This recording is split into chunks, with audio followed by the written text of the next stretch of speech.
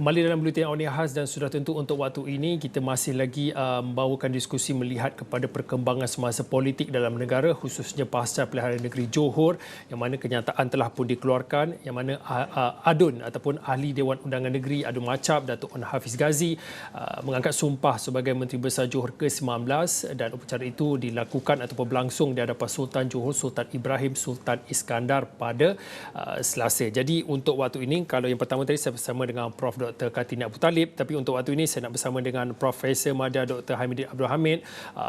Prof adalah Fellow Penyidik Ilham Center. Assalamualaikum Prof. Waalaikumsalam, Fauzi. Prof, saya tahu kalau diikutkan sepanjang proses perjalanan pilihan negeri Johor sehinggalah pada waktu ini Prof ikut rapat tentang perkembangan semasa. Tapi untuk waktu ini melihat kepada perkembangan semasa, Datuk Onn Hafiz diangkat ataupun mengangkat sumpah sebagai Menteri Besar Johor yang baru. Mungkin boleh dikongsikan inilah dinamakan sebagai dinamika politik yang sering berlaku di Johor. Bagaimana sebagai seorang penganalisis politik, bagaimana Prof melihat perkembangan dan juga dinamika politik ini perlu dilihat dengan secara teliti dan juga lapisan-lapisan yang perlu kita lihat kerana mungkin ada sedikit kekecewaan dan ada mungkin yang sudah berjangkakan dengan keputusan yang baru diketahui pada hari ini secara keseluruhannya daripada Dr. Midin sendiri. Terima kasih, Fauzi. Saya kira dengan apa yang berlaku dalam politik Johor ketika ini terutamanya dengan pelantikan Datuk Onn Hafiz Ghazi sebagai Menteri Besar Johor yang ke-19 ini menunjukkan bukan sahaja tentang dinamika, ya. Saya rasa inilah tentang politik acuan Malaysia, di mana demokrasi raja berperlembagaan di Malaysia ini akan memberikan pelbagai kemungkinan, terutama dalam konteks pemegangan jawatan bagi setiap ahli politik. Jika kita susul, Fauzi, dengan semasa kempen dan sebagainya adalah jelas bahawa bagi Barisan Nasional figura yang akan dilantik sebagai Menteri Besar malahan menjadi poster boy, mengetuai kempen, malahan beliaulah muka yang dikatakan membawa kepada kestabilan yang diinginkan oleh UMNO Barisan Nasional sebagai sebuah kerajaan, dan itu berjaya disambut oleh rakyat dan memberikan kita harus terima secara terbuka proses demokrasi dan rakyat telah menerima apa yang dihadapkan oleh Barisan Nasional dan menjadikan kerajaan Barisan Nasional kerajaan 2/3 di Johor ketika ini. Tetapi kalau kita lihat dari satu sisi yang lain pula, kita melihat bagaimana percaturan di antara institusi demokrasi di Malaysia, termasuklah institusi istana, begitu juga dengan pihak parti politik dan sebagainya. Di sini yang kita menunjukkan bagaimanakah pengurusan setiap kepentingan institusi ini seharusnya dipelihara oleh UMNO sebagai sebuah parti.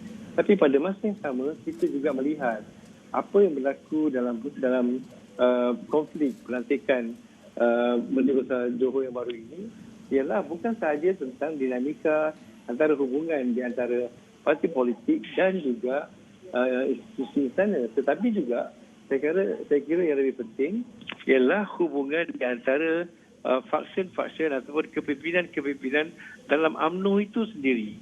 Saya kira itu amat penting bagi memastikan bahawa apa yang berlaku ini tidak akan membawa kepada perpecahan, ketidakpuashatian di kalangan kumpulan-kumpulan tertentu yang merasakan bahawa mandat yang diberikan oleh rakyat itu telah dikhianati oleh UMNO sendiri dengan kegagalan UMNO menunaikan janji bahawa hasilnya yang akan menjadi Perdana mereka seperti yang dijanjikan kepada rakyat. Dr. Midin, bagaimana bagi kepimpinan ahli-ahli ataupun pemimpin dalam UMNO itu sendiri perlu bergerak ke hadapan ataupun move on daripada isu ataupun konflik pemilihan ataupun pelantikan MB Johor yang baru ini? Kerana kalau diikutkan esok akan berlangsungnya Pimpinan Agung UMNO PAU 2021. Bagaimana perlu diselesaikan secara tuntasnya melihat kepada konflik ini supaya tidak dibawa-bawa ataupun melarat sehingga kepada PAU 2021. Itu yang saya katakan tadi. UMNO seharusnya bijak menangani permasalahan dalaman yang terjadi akibat daripada peristiwa ini. Pertama sekali kita melihat bahawa persaingan yang sedang berlaku di dalam UMNO ketika ini melalui penubuhan berbagai pihak itu sedikit sebanyak akan memberikan peluang supaya konflik ini menjadi lebih bersifat terbuka. Padahal saya percaya persoalan tentang Menteri Besar Johor ini akan menjadi salah satu wadah utama perselisihan ataupun percakaran di antara kumpulan-kumpulan di dalam UMNO sendiri. Jadi seharusnya saya melihat ketika ini UMNO seharusnya mengeluarkan sekurang-kurangnya keputusan mengawal kepimpinan mereka bahawa mereka akan menunjukkan taksiah kepada Menteri Besar yang baru ataupun mereka menunjukkan bahawa mereka mempunyai pendapat yang berbeza. Saya kira rakyat masih lagi menunggu.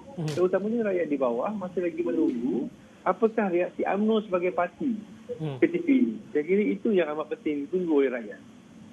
Dan ini dua perkara ataupun dua kelompok yang perlu diberi perhatian, iaitu yang awal tadi. Yang pertamanya, Dr. Bidin juga telah menyatakan tentang kelompok dalam UMNO itu sendiri. Yang kedua, kita melihat kepada bagaimana UMNO perlu nak meyakinkan rakyat, kerana sebelum ini mereka dalam kempen telah mengangkat Datuk Hasni sebagai poster boynya, tetapi apa yang berlaku pada waktu ini sedikit berbeza dengan apa yang mereka harapkan dengan ikhtiar Barisan Nasional untuk mengangkat kestabilan politik itu sendiri. Mungkin pada waktu ini nak meyakinkan rakyat dan juga pengundi yang telah memberi mandat khususnya kepada UMNO dan juga Barisan Nasional pada PRN Johor yang lalu. Apa yang saya perhatikan sehingga kini hampir 3 hari lepas kemenangan UMNO itu, UMNO sebagai sebuah parti langsung tidak menyatakan apakah pendirian mereka.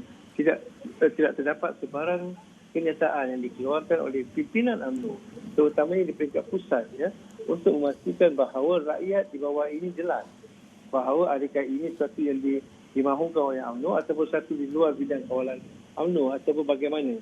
Saya kira ini yang harus dijelaskan dengan rakyat, kerana rakyat mahukan penjelasan, ya, ketika ini. Penjelasan bagi memastikan bahawa rakyat tidak merasa diri mereka tertipu dengan apa yang telah berlaku.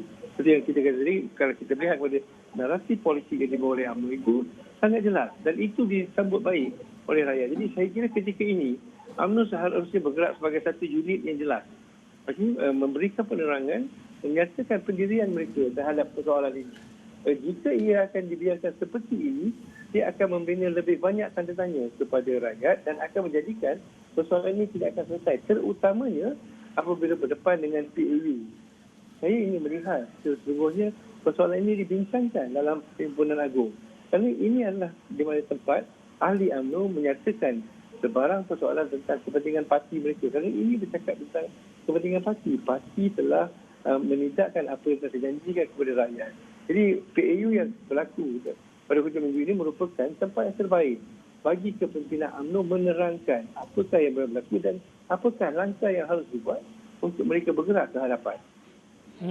Ada mungkin yang terakhir sekali dalam 2 minit atau 3 minit akhir ini, cabaran menanti ataupun tugas yang menanti buat Datuk Onn Hafiz sebagai Menteri Besar Johor yang ke-19, MB Johor yang baharu, selain daripada melihat kepada memimpin negeri Johor secara khususnya, bagaimana Dr. Bidin melihat kepada tugas ataupun cabaran yang perlu dihadapi oleh Datuk Onn Hafiz untuk merapatkan jurang yang berlaku dalam 2-3 hari ini, khususnya dalam peringkat kepimpinan UMNO itu sendiri?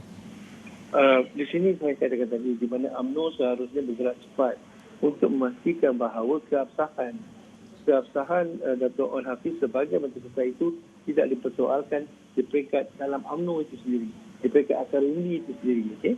Dan saya kira itu amat penting untuk UMNO mendukung beliau sebagai seorang Menteri Besar.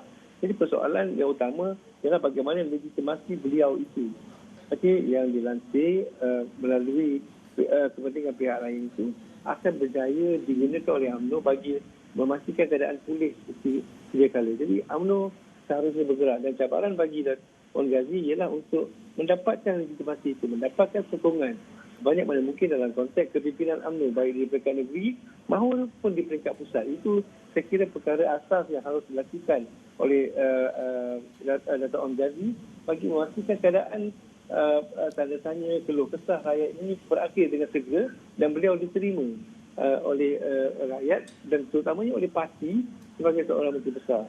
Kemudian barulah saya kira beliau seharusnya menangani persoalan tentang ekonomi dan sosio masyarakat, bercakap tentang COVID dan sebagainya di Johor. Kerana itu ternyata memberi kesan yang amat besar terhadap ekonomi Johor.